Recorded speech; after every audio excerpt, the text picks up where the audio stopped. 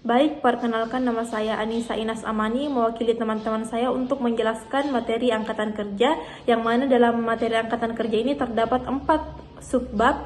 Yang pertama yaitu definisi dan konsep angkatan kerja, kemudian kedua yaitu tenaga kerja, angkatan kerja dan bukan angkatan kerja, ketiga yaitu ukuran-ukuran dasar dalam angkatan kerja, dan yang paling terakhir adalah ukuran dan konsep pengangguran.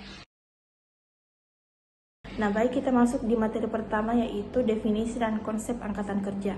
Nah, kita masuk di definisi terlebih dahulu. Nah, sebenarnya apa sih angkatan kerja itu? Nah, angkatan kerja adalah penduduk yang sudah memasuki usia kerja, baik ia sudah kerja, belum bekerja, ataupun masih mencari pekerjaan.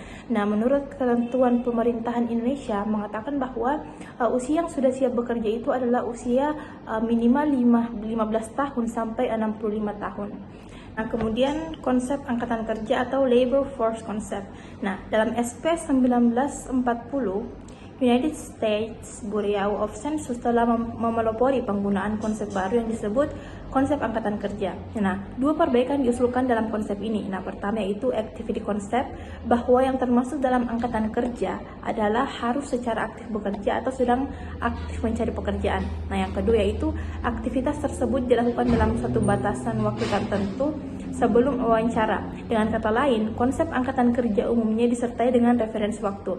Nah, berdasarkan konsep tersebut, angkatan kerja dibagi menjadi dua, yaitu pertama orang yang bekerja, dan kedua yaitu mencari pekerjaan atau pengangguran. Nah, pengangguran ini sendiri terbagi menjadi dua, yaitu mencari pekerjaan namun sudah pernah bekerja sebelumnya, dan yang kedua yaitu mencari pekerjaan namun ini adalah pekerjaan pertamanya atau belum pernah bekerja sebelumnya.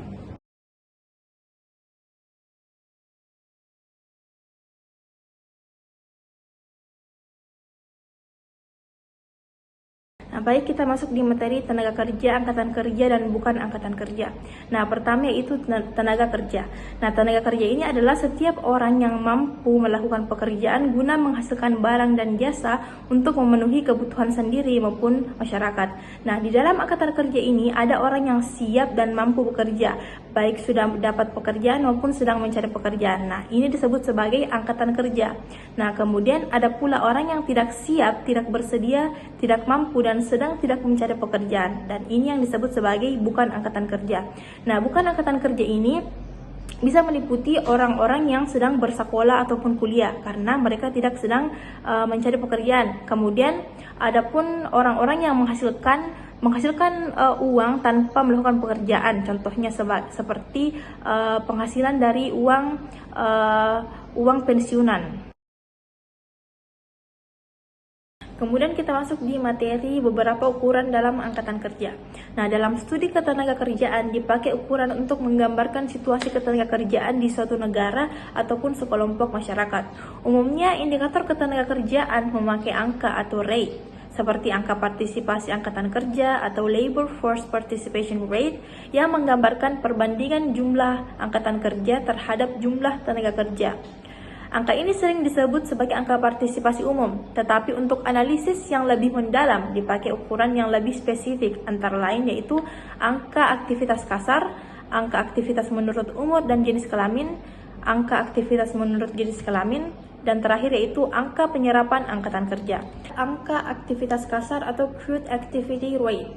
Nah, angka aktivitas kasar adalah jumlah angkatan kerja dibagi dengan jumlah seluruh penduduk 15 tahun ke atas yang dinyatakan dalam bentuk persentase.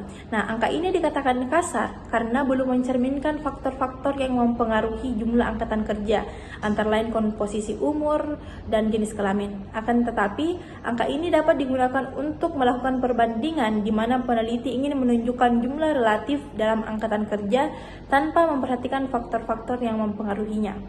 Kemudian ada angka aktivitas menurut umur dan jenis kelamin atau age, sex, specific activity rate. Nah, perhitungan ini paling banyak digunakan dalam analisis ketenagakerjaan dan biasa disebut dengan aktivitas partisipasi angkatan kerja yang disingkat sebagai APAK. Menurut umur dan jenis kelamin. Angka ini merupakan dasar atau basic rate yang dipelajari untuk menjadi dasar untuk membuat proyeksi angkatan kerja. Nah, yang ketiga yaitu angka aktivitas menurut jenis kelamin atau sex specific activity rate. Angka aktivitas menurut jenis kelamin adalah jika angka aktivitas atau angka partisipasi disajikan terpisah untuk laki-laki dan untuk perempuan.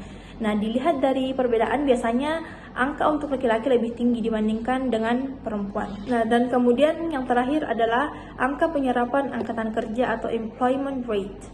Angka penyerapan angkatan kerja yang menunjukkan berapa banyak dari jumlah angkatan kerja yang menyatakan sedang bekerja pada saat terjadi pencecahan.